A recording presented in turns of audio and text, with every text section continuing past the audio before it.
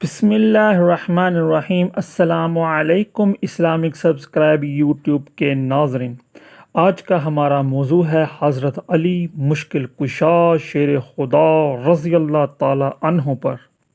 آج ہم آقا صلی اللہ علیہ وسلم کی چند احادیث بیان کریں گے جن میں حضرت علی رضی اللہ تعالی عنہ کا ذکر ہے، اور اس کے ساتھ ہم حضرت علی مشکل کشا شیر خدا رضی اللہ تعالی عنہ کے اقوال بیان کریں گے۔ دعا ہے کہ اللہ رب العزت ہمیں حق سچ بات بیان کرنے کی توفیق عطا فرمائے، آمین ثم آمین۔ مگر اس سے پہلے خاص طور پر آقا دو عالم، نبی مکرم، شفیع معظم محمد مصطفیٰ آل مجتبی صلی اللہ تعالی علیہ وسلم کی ذات اقدس پر درود پاک پڑھیں گے۔ سماعت فرمائیں۔ الصلاۃ والسلام علیک یا سیدی یا رسول اللہ وعلی آلک و اصحابک یا نور اللہ۔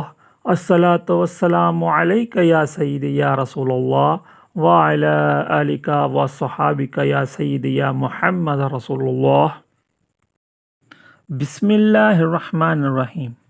اب ہم وہ حدیث پڑھیں گے جس کے اندر خیبر کی جنگ کا تفصیلی ذکر کیا گیا ہے۔ احادیث سماعت فرمائیں۔ بسم اللہ الرحمن الرحیم۔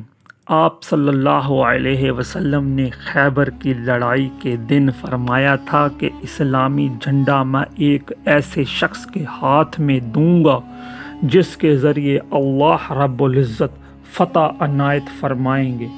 اب سب اس انتظار میں تھے کہ دیکھیں جھنڈا کسے ملتا ہے۔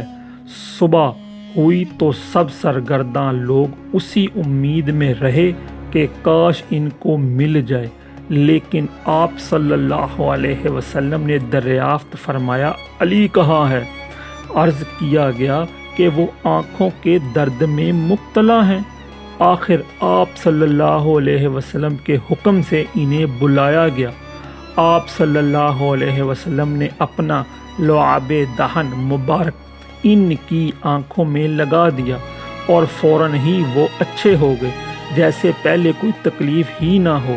علی رضی اللہ تعالی عنہ نے کہا، ہم ان یہودیوں سے اس وقت تک جنگ کریں گے جب تک یہ ہمارے جیسے مسلمان نہ ہو جائیں، لیکن آپ صلی اللہ علیہ وسلم نے فرمایا ابھی ٹھہرو، پہلے ان کے میدان میں اتر کر انہیں تم اسلام کی دعوت دے لو اور ان کے لیے جو چیز ضروری ہے ان کی خبر کر دو، پھر وہ نہ مانے تو لڑائی کرنا۔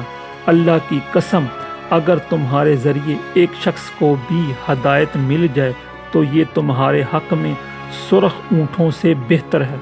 صحیح بخاری حدیث نمبر 2942۔ بسم اللہ الرحمن الرحیم۔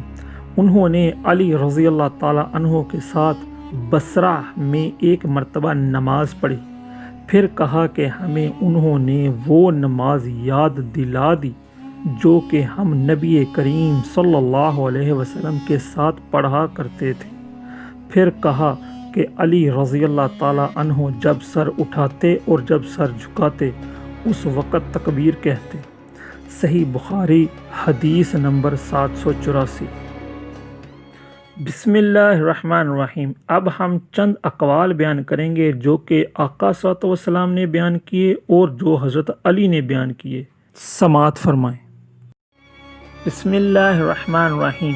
وہ علی جن کے بارے میں نبی محتشم شفیع امم رحمت للعالمین محبوب رب العالمین محمد مصطفیٰ احمد مجتبی صلی اللہ تعالی علیہ وآلہ وسلم نے ارشاد فرمایا، علی قرآن کے ساتھ ہے اور قرآن علی کے ساتھ ہے، دونوں ہرگز جدا نہ ہوں گے یہاں تک کہ حوض کوثر پر وارد ہوں۔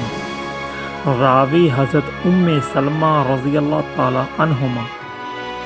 علی مجھ سے ہے اور میں علی سے ہوں اور علی میرے بعد ہر مومن کا ولی ہے۔ راوی حضرت عمران رضی اللہ تعالی عنہ۔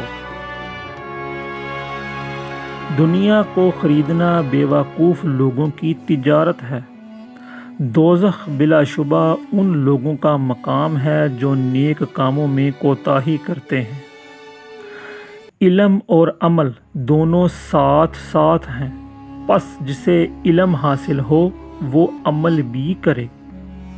توکل یہ ہے کہ آدمی اپنی قوت اور طاقت سے ہٹ کر تقدیر الہی پر راضی ہو۔ سخاوت یہ ہے کہ تم اپنا مال خرچ کرو اور دوسروں کے مال پر نظر نہ رکھو۔ امید ہے کہ آپ کو ہماری یہ کاوش پسند آئے گی۔ ہمیں دعاؤں میں لازمی یاد رکھیے۔ السلام علیکم ورحمۃ اللہ وبرکاتہ۔